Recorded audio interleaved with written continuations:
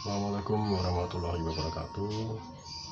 Bersama saya Ponco di channel Aglucing ya, channel yang membahas mengenai aglonema dan kucing. Dan untuk episode ke-13 ya, sekarang sudah episode ke-13, kita akan membahas mengenai aglonema ya. Dan sebelum kita membahas tips bagaimana cara agar aglonema berdaun cerah merona dan cemerlang ya, ada tipsnya, sudah saya praktekkan di daerah rumah saya ini, tempat saya menaruh aglonema.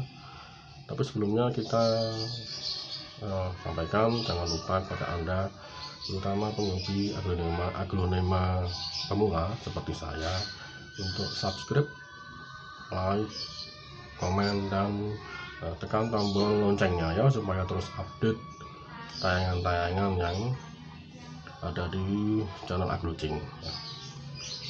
Dan marilah kita mulai membahas mengenai bagaimana agar aglonema berdaun cerah ya, dan nampak cemerlang. Kita saksikan yang berikut ini ya.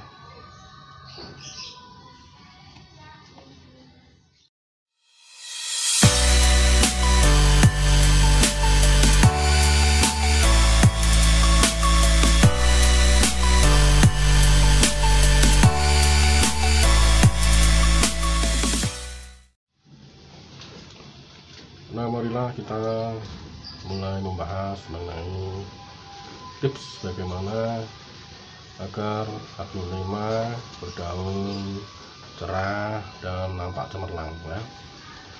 Bismillahirrahmanirrahim. Kalau kita membeli aglonema ya, seperti saya misalnya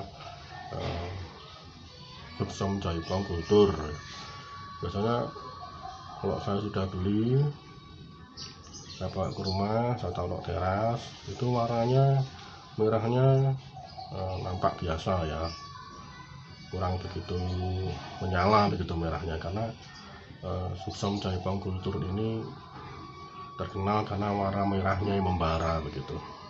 Dan bagaimana supaya aglonema bisa berdaun cerah ya, berdaun cerah merona terus cemerlang begitu, kilap begitu ya. Ini ada tipsnya. Yang pertama adalah temperatur. Agar aglonema bisa tumbuh dengan baik, temperatur yang dibutuhkan minimal 28 sampai 30 derajat Celcius ya, pada siang hari, dan 20 sampai 22 derajat Celcius pada malam hari. Silakan diukur temperaturnya ya di tempat Anda menaruh aglonema ya, masing-masing silakan diukur. Terus terang kalau di teras rumah saya agak panas ya, ini kebetulan mendung, jadi saya beranikan diri duduk di sini. Biasanya saya nggak berani karena panas, bukan berani gimana, tapi malas gerah gitu kalau duduk di sini. Yang jam 12, jam 1, jam 2 panas banget di sini. Terus terang untuk mencapai temperatur optimal yang dibutuhkan 28 sampai 30, mungkin kita di batas akhir ya di sini, itu mungkin sampai 30 ya. Kalau 28 kayaknya kurang, masih terlalu, di sini masih terlalu panas di teras ini. Tapi semua nampak baik-baik saja, karena di sini seperti yang sudah saya sampaikan di episode yang lalu, supaya agak rindang dikit di sekitar pohon, di tanaman aglonema di sini saya taruh tanaman lain seperti kuping gajah, milano, keladi-keladian gitu, jadi supaya nampak agak sejuk gitu. Terus yang di atasnya juga ada pakis Boston, ada tanduk rusa, dan yang lain-lainnya.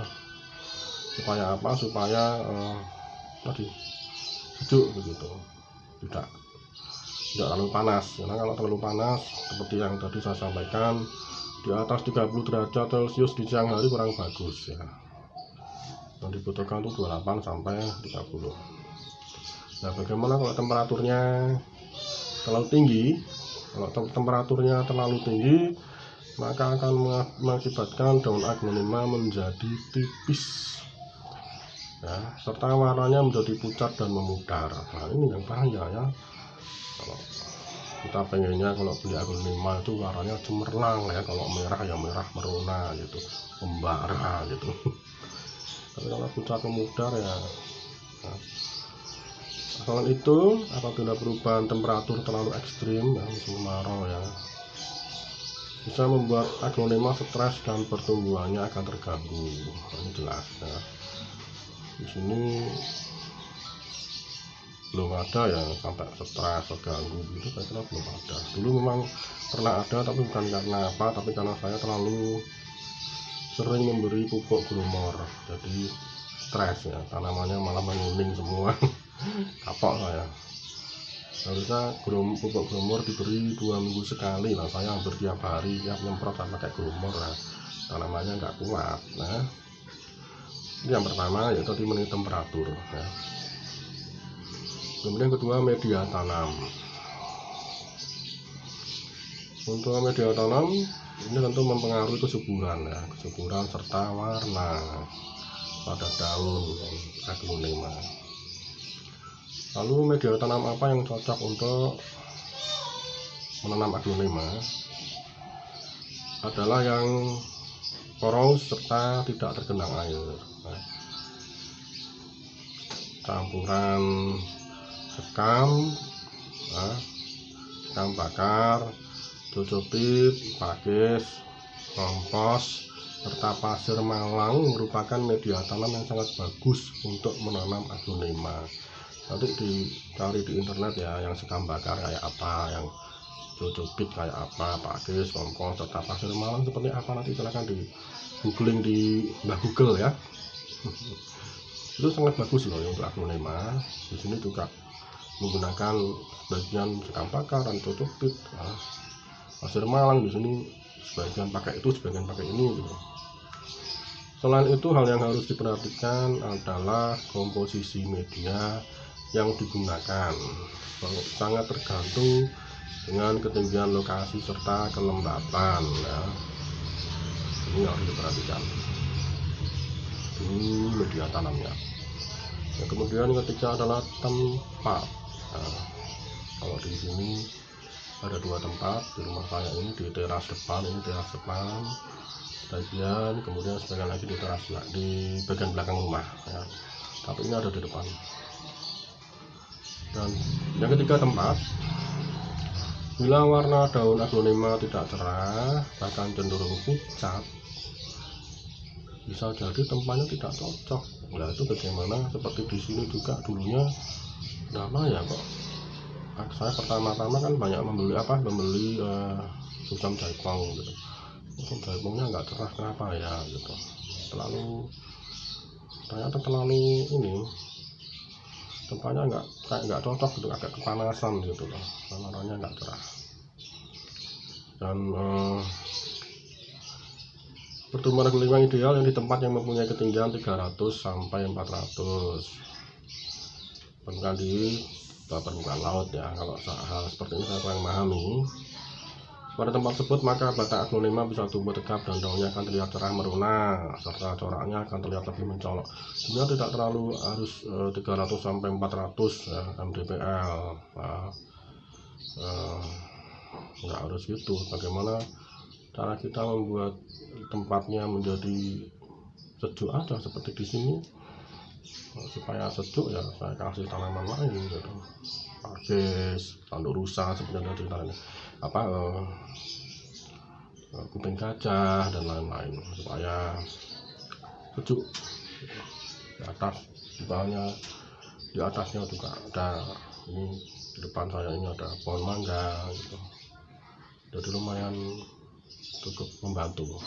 Kalau enggak ini mati semua. Kemudian yang keempat, sirkulasi udara. Nah ini dia yang cukup susah untuk saya wujudkan di teras karena tempatnya kan sempit. Nah, sirkulasi udaranya terus terang kurang. Salah satu hal yang harus diperhatikan saat menanam aglonema adalah sirkulasi udara. Sirkulasi udara yang jelek akan membuat proses pertumbuhan aglonema dalam penyerapan unsur unsur hara menjadi terganggu dan akan berpengaruh pada warna daun. Nah, makanya kemarin saya tunjukkan kepada Anda, kalau saya naruh tanaman aglonema di dekat tembok itu agak saya kasih jarak gitu sekian senti, nggak nempel tembok. Daunnya itu, ini aglonemanya dia nggak nempel gitu, tapi saya kasih jarak seperti ini, sekian senti gitu, supaya ya dari sini ada sirkulasi udaranya sedikit.